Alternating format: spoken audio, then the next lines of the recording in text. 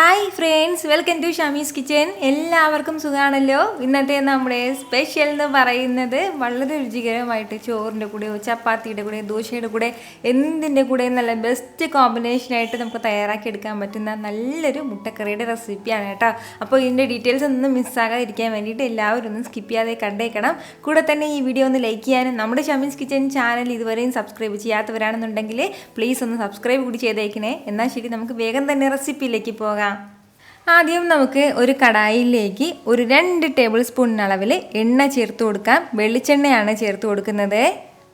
എണ്ണ ഒന്ന് ചൂടായി വരുന്ന സമയം പിന്നെ ഇനി നമുക്കിതിലേക്ക് വേണ്ടത് ഏലക്കയാണ്. അപ്പോൾ ഞാനിപ്പോൾ ഒരു 3 മുഴുവൻ ഏലക്ക എടുത്തിട്ടുണ്ട്. അപ്പോൾ അതുകൂടി ചേർക്കുകയാണ്. ഏലക്ക ചേർത്ത് കൊടുത്തിട്ട് ചെറുതായിട്ടൊന്ന് ചൂടാക്കി കൊടുക്കാം. അപ്പോൾ ഏലക്കയൊക്കെ ഇതുപോലെ ഒന്ന് ചൂടായി വരുന്നുണ്ട്. ഈ ഒരു സമയം ഇനി നമുക്കിതിലേക്ക് വേണ്ടതാണ് ഇതുപോലെ ഒരു 2 സവാള ഒന്ന് നീളത്തിൽ അരിഞ്ഞെടുത്തിട്ടുണ്ട്, അതും കൂടി. അപ്പോൾ ഒരു മീഡിയം സൈസിലുള്ള സവാളയിലാണ് 2 എടുത്തിട്ടുള്ളത്. വലിയ സവാളയാണെന്നുണ്ടെങ്കിൽ 1.5 സവാള മതിയാവും കേട്ടോ. അപ്പോൾ ഈ സവാളയും കൂടി ചേർത്ത് കൊടുത്തിട്ട് നല്ല രീതിയിൽ തന്നെ എല്ലാം വീണ്ടും ഒന്ന് വഴറ്റി കൊടുക്കുകയാണ്. ഫ്ലെയിം ഈ സമയത്തെല്ലാം നമുക്ക് ഹൈയിൽ തന്നെ വെക്കാവുന്നതാണ്. ഒരുപാട് കുറച്ചൊന്നും വെക്കേണ്ട കാര്യമില്ല. കൂടെ തന്നെ പെട്ടെന്ന് നമുക്ക് ചടപടേന്ന് തയ്യാറാക്കി എടുക്കാൻ പറ്റുന്നൊരു മുട്ടക്കറിയും കൂടിയാണ് കേട്ടോ. വളരെ കുറഞ്ഞ ചേരുവയിൽ എളുപ്പത്തിൽ നമുക്ക് തയ്യാറാക്കി എടുക്കാൻ പറ്റുന്നതാണ്. വളരെ രുചികരമായിട്ടാണ് കേട്ടോ നമുക്ക് ഈ മുട്ടക്കറി കിട്ടുന്നത്. ഒരു സ്പെഷ്യൽ ടേസ്റ്റിൽ കിട്ടുന്നതായിരിക്കും. അപ്പോൾ സവാളയൊക്കെ ചേർത്ത് കൊടുത്തിട്ട് ലൈറ്റായിട്ട് ഇതെല്ലാം ഒന്ന് വഴണ്ട് വരട്ടെ.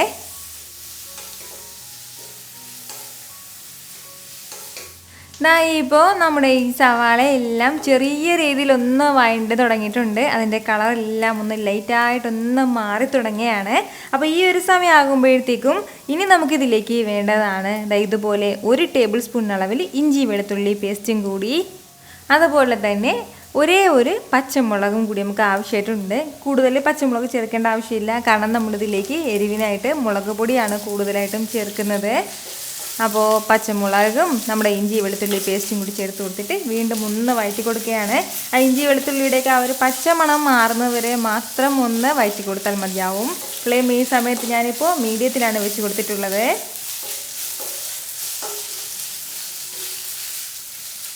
എല്ലാം കൂടി ചേർത്ത് കൊടുത്തിട്ട് ഇതുപോലെ ലൈറ്റായിട്ടൊന്ന് വഴറ്റി കൊടുത്തതിന് ശേഷം ഇനി നമുക്കിതിലേക്ക് ആവശ്യമായിട്ടുള്ള മസാലകൾ ചേർത്ത് കൊടുക്കാം. അധികം എരിവില്ലാത്ത മുളക് പൊടിയാണ്. അതിൽ ഒരു 2 ടീസ്പൂൺ അളവിൽ മുളക് പൊടി ചേർക്കുകയാണ്. കൂടെ തന്നെ ഒരു 1 ടീസ്പൂൺ അളവിൽ മഞ്ഞൾപ്പൊടിയും കൂടി. ഇനി നമുക്കിതിലേക്ക് വേണ്ടത് ഗരം മസാല പൊടിച്ചതാണ്. ഒരു 1 ടീസ്പൂൺ അളവിൽ ഗരം മസാല പൊടിച്ചതും കൂടി.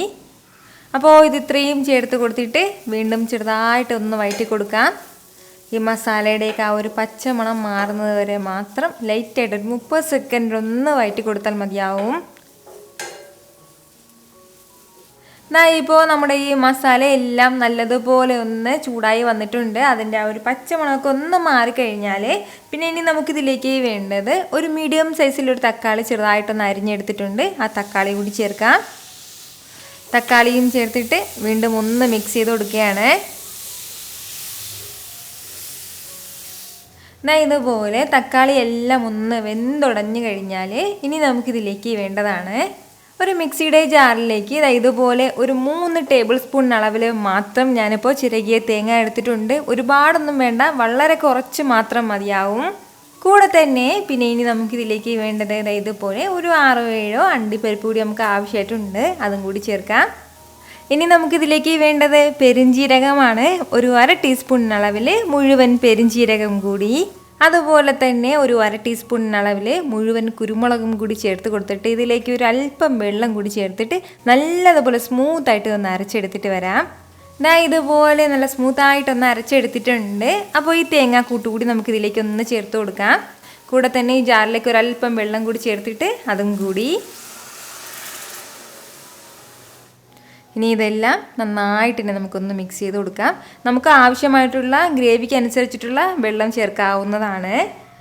ഇതുപോലെ നന്നായിട്ടൊന്ന് മിക്സ് ചെയ്ത് കൊടുത്തു കഴിഞ്ഞാൽ നമ്മൾ ഇതുവരെ ഇതിലേക്ക് ഉപ്പ് ചേർത്തിട്ടില്ലായിരുന്നു. അപ്പോൾ ആവശ്യമായിട്ടുള്ള ഉപ്പും കൂടി ഒന്ന് ചേർക്കാം. കൂടെ തന്നെ ഒരല്പം കറിവേപ്പിലയും കൂടി. അപ്പോൾ ഇത് ഇത്രയും ചേർത്ത് കൊടുത്തിട്ട് വീണ്ടും നന്നായിട്ട് എല്ലാം കൂടി ഒന്ന് ഇളക്കി കൊടുക്കുകയാണ്. ഒരു 30 സെക്കൻഡ് ഇതൊന്ന് തിളച്ച് വരട്ടെ. തിളച്ചതിന് ശേഷം നമുക്കിതിലേക്ക് മുട്ട ചേർക്കാവുന്നതാണ്. ഇപ്പോൾ നമ്മുടെ ഈ ഗ്രേവി എല്ലാം നന്നായിട്ട് ഇതിനകത്ത് തിളച്ച് തുടങ്ങിയിട്ടുണ്ട്. ഈ ഒരു സമയമാകുമ്പോഴത്തേക്കും ഇതിലേക്ക് നമുക്ക് വേവിച്ചെടുത്ത് മാറ്റി വെച്ചിരിക്കുന്ന മുട്ട കൂടി ചേർത്ത് കൊടുക്കാം. അപ്പോൾ മുട്ടയെല്ലാം ചെറുതായിട്ടൊന്ന് പകർന്നു കൊടുത്തിട്ടാണ് കേട്ടോ ചേർത്ത് കൊടുക്കുന്നത്. ഒരു 3-4 പീസായിട്ടൊന്ന് ചെറുതായിട്ടൊന്ന് കത്തി വെച്ചിട്ട് ഇതുപോലെ ഒന്ന് ലൈറ്റായിട്ടൊന്ന് കട്ട് ചെയ്തതിന് ശേഷം നമുക്ക് ഇതിലേക്ക് ചേർത്ത് കൊടുക്കാവുന്നതാണ്. അപ്പോഴത്തേക്കും ഇതിലേക്ക് മസാലകളൊക്കെ നന്നായിട്ട് പിടിച്ചിട്ടുണ്ടാവും.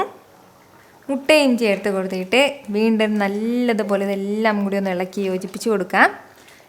ഇനി വേണ്ടത് എന്താണെന്ന് വെച്ചാൽ ഫ്ലെയിം ഒന്ന് മീഡിയത്തിൽ നിന്ന് അല്പം കൂടി കുറച്ച് വെച്ച് കൊടുത്തിട്ട് നല്ലതുപോലെ നമുക്ക് ഇഷ്ടമുള്ള ഏത് ഗ്രേവിയാണോ എത്രത്തോളം കട്ടി വേണം. ഇപ്പോൾ തന്നെ നല്ല കുറുകിയ ചാറോട് കൂടിയാണ് നമ്മുടെ ഈ മുട്ടക്കറി ഉള്ളത്. ഇതിൽ നിന്നും കുറച്ചും കൂടി കട്ടിയായിട്ട് വേണമെന്നുണ്ടെങ്കിൽ ആ ഒരു രീതിക്ക് അനുസരിച്ചിട്ട് നമുക്ക് ഇതൊന്ന് വറ്റിച്ചെടുക്കാവുന്നതാണ്.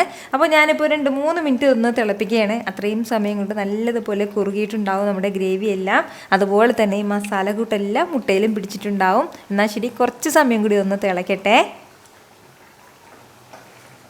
ഞാൻ ഇതിപ്പോൾ തിളയ്ക്കാൻ തുടങ്ങിയിട്ട് ഒരു 2 മിനിറ്റും കൂടി ആയിട്ടുണ്ട്. നമ്മുടെ മുട്ടക്കറി എല്ലാം നല്ല പെർഫെക്റ്റ് ആയിട്ട് തന്നെ റെഡി ആയിട്ട് വന്നിട്ടുണ്ട്.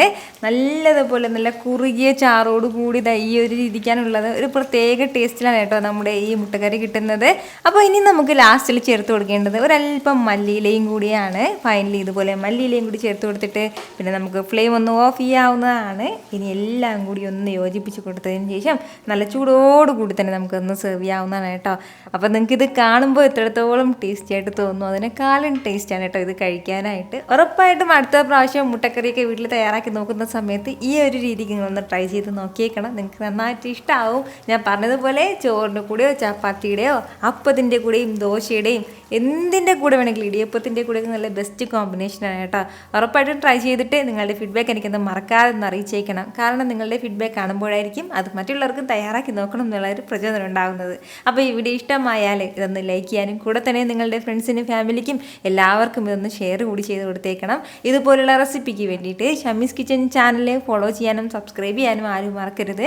വീണ്ടും നല്ലത് ഉഷാറ് വീഡിയോ ആയിട്ട് നാളെ 2 മണിക്ക് കാണാം. അതുവരേക്കും എല്ലാവരും ഹാപ്പി ആയിട്ടിരിക്കുക, സന്തോഷമായിട്ടിരിക്കുക, എല്ലാവരും സേഫ് ആയിട്ടിരിക്കണം. Take care friends.